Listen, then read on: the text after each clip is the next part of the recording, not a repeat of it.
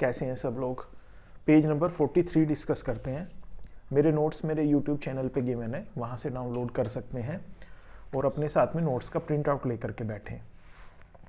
Page number 43 में 2-3 topics given है।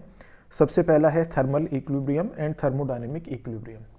Thermal equilibrium और थर्मोडायनेमिक इक्विलिब्रियम में इन दोनों का मीनिंग समझेंगे और इन दोनों में क्या डिफरेंस है वो डिस्कस करेंगे। नेक्स्ट टॉपिक है zeroth law of thermodynamics. Thermodynamics के 3 लॉज होते हैं। सबसे पहला जीरोथ लॉ, फिर फर्स्ट लॉ, सेकंड लॉ। तो जीरोथ लॉ को डिस्कस करेंगे।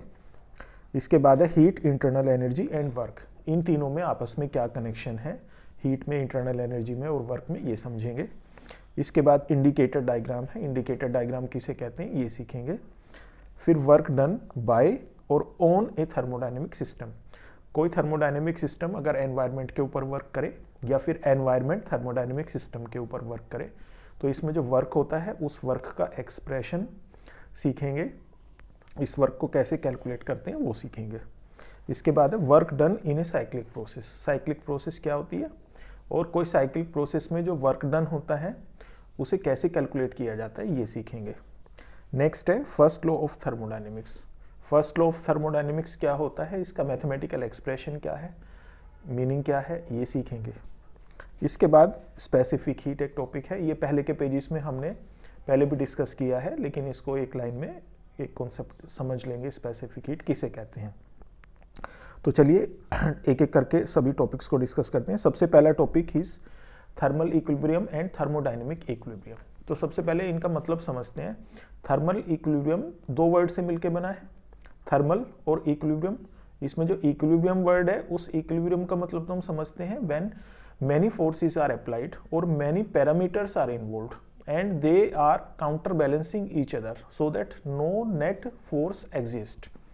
कई सारी फोर्सेस लगी हैं किसी एक सिस्टम के ऊपर में और सारी की सारी फोर्सेस ने आपस में सबको आपस में एक दूसरे को काउंटर बैलेंस कर लिया और इस तरीके से काउंटर बैलेंस कर लिया कि कोई नेट फोर्स अब एग्जिस्ट नहीं करती है। तो नेट फोर्स एग्जिस्ट नहीं करेगी तो इसका मतलब कि ऑब्जेक्ट किसी डायरेक्शन में मूव नहीं करेगा, शिफ्ट नहीं करेगा। तो सच ए सिचुएशन इज कॉल्ड इक्विलिब्रियम। तो यहाँ पे थर्मल इक्विलिब्रियम की बात कर रहे हो तो थर्मल इक्विलिब्रियम का मतलब ये हो गया, थर्मल मीन्स टेम्परेचर या heat energy is involved in this matter. तो हीट एनर्जी टाइम के साथ में चेंज ना होती हो या टेम्परेचर टाइम के साथ में चेंज ना होता हो तो टेम्परेचर से इसको डिफाइन करते हैं कि टेम्परेचर अगर 2 ऑब्जेक्ट आपस में कॉन्टैक्ट में रखें और उनका टेम्परेचर टाइम के साथ में चेंज नहीं हो रहा है, पहले ऑब्जेक्ट का जितना है दूसरे ऑब्जेक्ट का भी उतना ही है, तो इन दोनों ऑब्जेक्ट को हम बोलते हैं, दोनों सिस्टम को हम बोलते हैं थर्मल इक्विलिब्रियम में है। इसी तरीके से 2 सिस्टम हैं, वो थर्मोडायनेमिक इक्विलिब्रियम में कब कहे जाते हैं, जब सारे के सारे थर्मोडायनेमिक पैरामीटर्स और ये टाइम के साथ में चेंज ना होते हो तो उनको थर्मोडायनेमिक इक्विलिब्रियम में कहते हैं।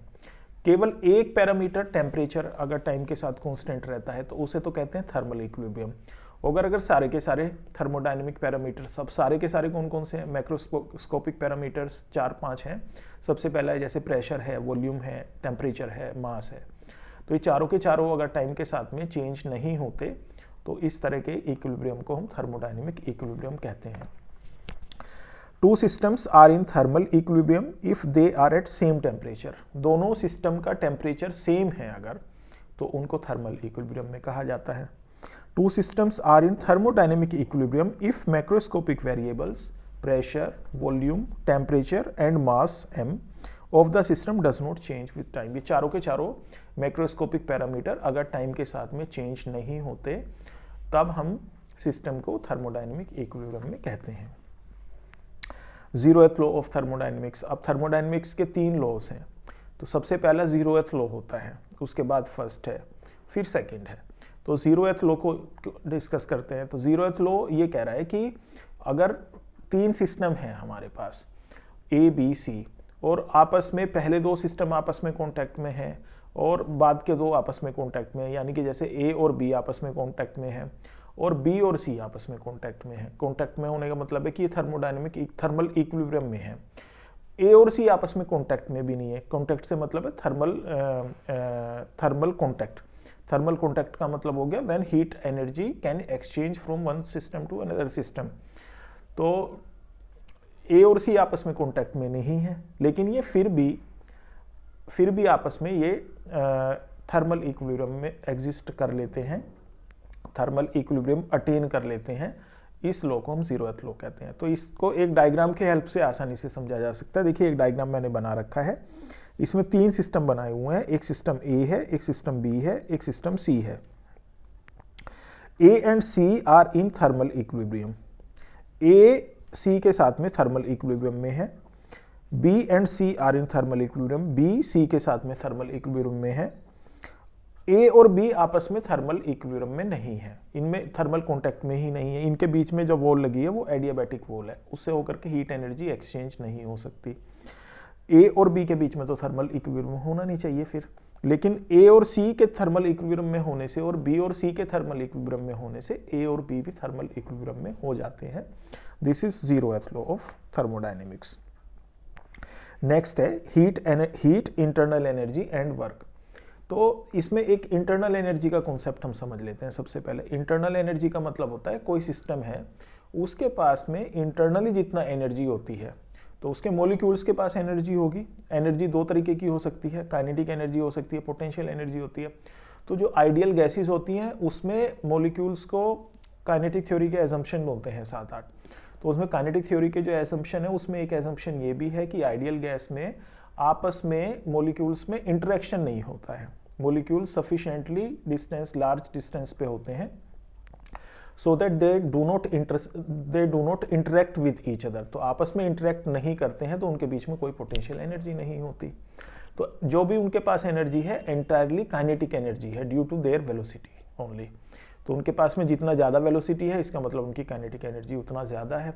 और ये टेम्परेचर के प्रोपोर्शनल होती है, डायरेक्टली प्रोपोर्शनल। टेम्परेचर किसी गैस के मॉलिक्यूल्स का जितना ज़्यादा होता है, तो मॉलिक्यूल्स की वेलोसिटी भी उतनी ज़्यादा होती है, और इसका मतलब गैस की काइनेटिक एनर्जी भी उतनी ज़्यादा है। तो खैर गैस के ये जो मॉलिक्यूल्स की काइनेटिक एनर्जी पोजेस करते हैं मॉलिक्यूल्स, इसको गैस की इंटरनल एनर्जी कहते हैं। तो ये टेम्परेचर पे डिपेंड हो गई। तो ये इंटरनल एनर्जी को आप 2 तरीके से इंक्रीज कर सकते हो, डिक्रीज कर सकते हो। तो इंक्रीज करना चाहते हो तो कैसे करोगे?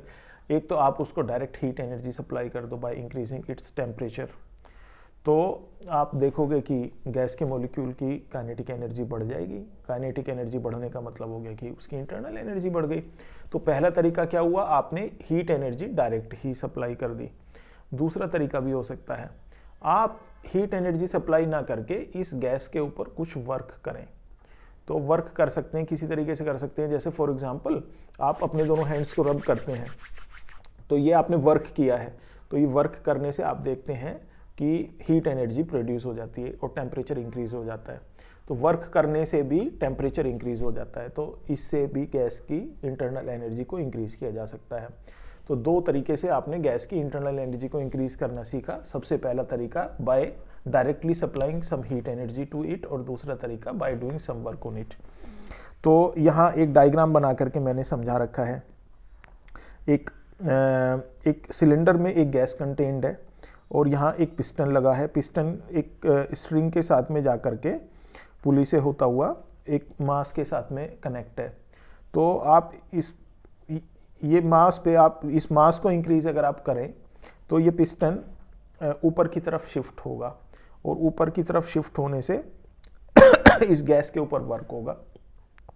तो ये वर्क इस गैस की एनर्जी को इंक्रीज कर सकता है, एक तरीका। दूसरा तरीका, इस कंटेनर को आपने बर्नर के ऊपर रखा हुआ है, तो बर्नर से हीट एनर्जी डायरेक्ट इस सिस्टम को मिल जाएगी।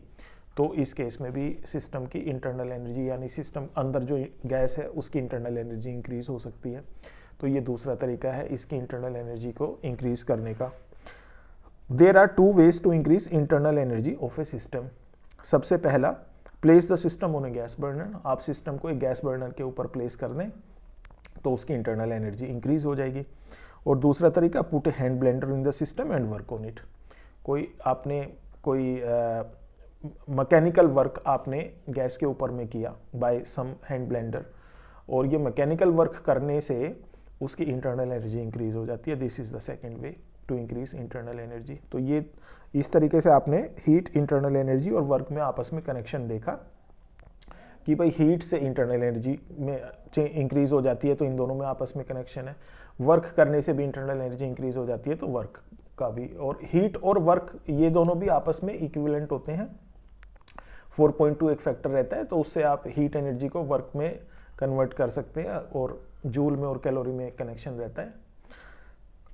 नेक्स्ट टॉपिक पे आते हैं, इंडिकेटर डायग्राम। तो इंडिकेटर डायग्राम तो एक बहुत आसान सी एक बात ध्यान रखनी है कि जो पीवी डायग्राम आप बनाते हो किसी सिस्टम के लिए, यानी कि प्रेशर में और वॉल्यूम में जो आप डायग्राम बनाते हो, ग्राफ बनाते हो, उसी को इंडिकेटर डायग्राम कहते हैं। तो it is nothing more than that कि प्रेशर और वॉल्यूम में जो ग्राफ प्लॉट किया जाता है कि प्रेशर इंक्रीज कर रहा है तो उसकी वॉल्यूम में क्या सिचुएशन बन रही है, वॉल्यूम कितना हो रहा है प्रेशर इंक्रीज होने से, एंड वाइस वर्सा। तो इसी को इंडिकेटर डायग्राम कहते हैं। तो पीवी डायग्राम को ही इंडिकेटर डायग्राम कहते हैं, बस इतना ध्यान रखेंगे। तो कहीं टर्म इंडिकेटर डायग्राम आपको कहीं क्वेश्चन पेपर में, टेक्स्ट बुक में कहीं मेंशन्ड होगी, तो उसका मतलब समझ लेंगे कि वो पीवी डायग्राम की बात कर रहे हैं, बस उससे ज़्यादा और परेशान होने की बात ही नहीं है। Next topic is work done by on A thermodynamic system. कोई थर्मोडाइनमिक सिस्टम है, ये थर्मोडाइनमिक सिस्टम एनवायरनमेंट के ऊपर भी वर्क कर सकता है, और इसका उल्टा भी हो सकता है कि एनवायरनमेंट थर्मोडाइनमिक सिस्टम के ऊपर भी वर्क कर सकता है। तो ये वर्क को कैलकुलेट कैसे किया जाए, तो वर्क कैलकुलेट करने के लिए एक कंडीशन तो आप ये याद रखें सबसे पहले कि जब कभी वॉल्यूम में चेंज होता है तभी वर्क होता है। अगर वॉल्यूम में चेंज नहीं हो रहा तो वर्क ही नहीं होगा इन एनी केस। तो first and foremost condition of work being done is कि वॉल्यूम में चेंज होना चाहिए। Delta we must exist, it must be non zero. तो डेल्टा वी अगर वॉल्यूम में चेंज हो रहा है तो वर्क हुआ है। अब वो वर्क किसके ऊपर हुआ है, एनवायरनमेंट के ऊपर हुआ है या सिस्टम के ऊपर हुआ है, वो अलग मैटर है, उसे हम अलग से सीख लेंगे। लेकिन सबसे पहले बात तो ये सीखना है कि वर्क हुआ है कि नहीं हुआ है। तो वर्क हुआ है अगर वॉल्यूम में चेंज हुआ है। और फिर कैलकुलेट कैसे करोगे वर्क, प्रेशर को P को मल्टीप्लाई कर लो डेल्टा V के साथ में। P delta V is the expression which gives you work. तो वर्क कैलकुलेट करने के लिए हमेशा P डेल्टा V फॉर्मूला आप यूज कर लें, प्रेशर को और डेल्टा V को मल्टीप्लाई कर लें, दिस गिव्स यू वर्क। ठीक है। अब सिस्टम ने अगर वॉल्यूम को सिस्टम ने अगर वर्क किया एनवायरनमेंट के ऊपर, तो ये सिस्टम ने वर्क हो गया, और अगर एनवायरनमेंट ने वर्क किया है सिस्टम के ऊपर तो ये कैलकुलेट कर लो, उसका वॉल्यूम डिक्रीज हो जाएगा। एनवायरनमेंट अगर सिस्टम के ऊपर वर्क कर रहा है तो वॉल्यूम डिक्रीज हो जाएगा, एंड वाइस वर्सा। तो अकॉर्डिंगली आप P डेल्टा V आप कैलकुलेट कर सकते हैं। So this is the expression for work done on the system. Now work done in a cyclic process. कोई साइक्लिक प्रोसेस का मतलब क्या है, पहले ये समझते हैं कि जिस पॉइंट से आपने चलना स्टार्ट किया था, आप एक राउंड ट्रिप कंप्लीट करके वापस उसी पॉइंट पे अगर आ जाते हैं, तो इस तरह की प्रोसेस को साइक्लिक प्रोसेस कहते हैं। If initial position and final positions are same then the process is cyclic process. तो साइक्लिक प्रोसेस में आप वर्क कैसे कैलकुलेट किया जाए, तो वर्क कैलकुलेट करने के लिए साइक्लिक प्रोसेस में जो डायग्राम बने हैं पीवी डायग्राम, उस पीवी डायग्राम के इनसाइड रीजन में जितना भी एरिया एनक्लोज्ड है, that gives you value of work done in a cyclic process. Area enclosed by the cycle इस, अब ये सर्कुलर फॉर्म में होना ज़रूरी नहीं है, ये किसी रैंडम शेप में हो सकता है, ये रेक्टेंगुलर शेप में भी हो सकता है, कि ये स्क्वायर शेप में भी हो सकता है, किसी सर्कुलर शेप में हो सकता है, पैराबोलिक शेप में हो सकता है, किसी और शेप में, इरेगुलर शेप में भी हो सकता है। तो इरेगुलर शेप में होगा तो फिर हमारे लिए वो एरिया कैलकुलेट करना थोड़ा मुश्किल होगा, रेगुलर शेप में होगा तो एरिया आसानी से कैलकुलेट कर पाएंगे।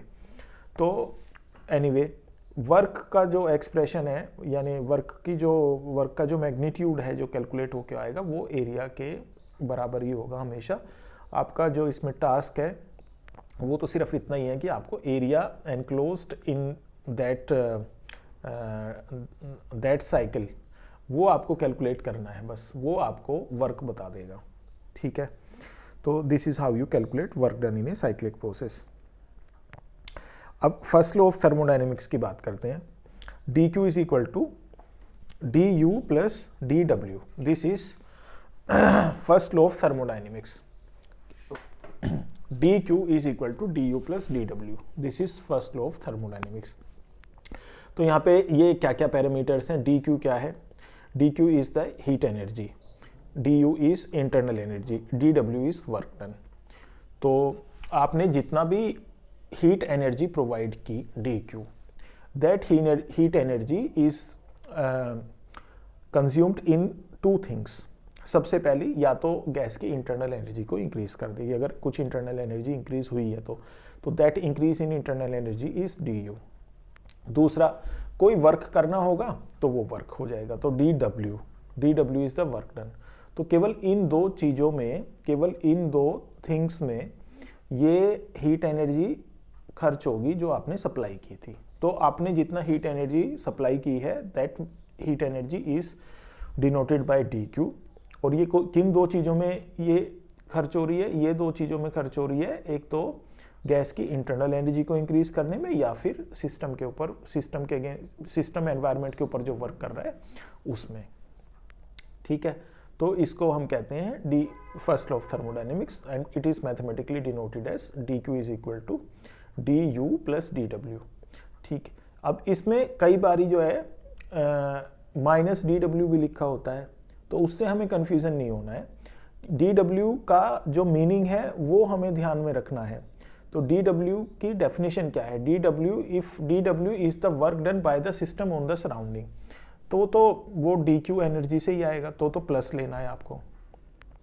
और अगर एनवायरनमेंट सिस्टम के ऊपर वर्क कर रहा है तब इसका उल्टा ले लेना है। तो dw प्लस में लिया जाए कि माइनस में लिया जाए, वो कई जगह पे प्लस डिफाइंड होता है और कई जगह पे माइनस डिफाइंड होता है, तो उससे कंफ्यूज नहीं होना। तो ये एक आसान से तरीके से आप इसको dq equal to du plus dw को ध्यान में रख लेंगे। ठीक है, next topic is specific heat. तो स्पेसिफिक हीट को लेकर के तो एक बार हमारी पहले भी बात हुई है। स्पेसिफिक हीट कहते हैं कि जब आपको किसी 1 यूनिट अमाउंट का टेम्परेचर 1 डिग्री सेल्सियस रेज करना होता है, तो जितना हीट एनर्जी सप्लाई करते हो वो उसकी स्पेसिफिक हीट कहलाती है।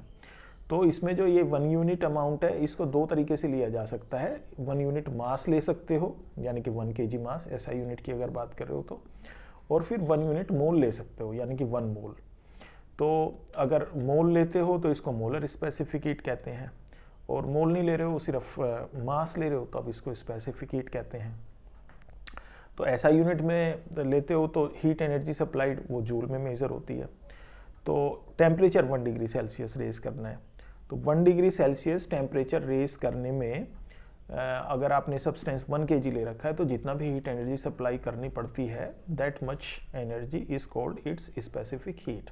तो ये दो तरीके की हो गई, एक तो हो गई जूल पर kg पर केल्विन, और दूसरा हो गई जूल पर kg पर मोल पर केल्विन, जिसको मोलर स्पेसिफिक हीट कहते हैं। SI unit of specific heat is joule पर kg पर kelvin, and when you talk about molar specific heat it is joule पर मोल पर केल्विन।